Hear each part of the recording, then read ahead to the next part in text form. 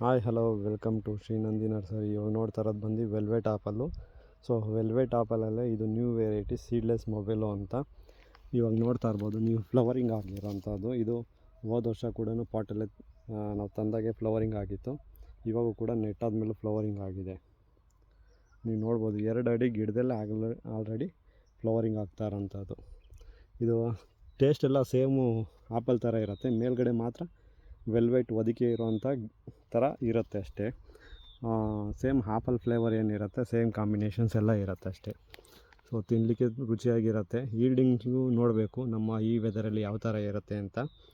So ನಾವು ಯಾರಿಗೂ commercial ಹೇಳಲ್ಲ. ಸೊ ನಮ್ಮ ನರ್ಸರೀಲಿ ಎಲ್ಲ ವೆರೈಟಿಯ ಈ ವೆಲ್ವೆಟ್ ಆಪಲಲ್ಲಿ ಕಲೆಕ್ಷನ್ಸ್ ಕೂಡ ಮಾಡಿದ್ದೀವಿ.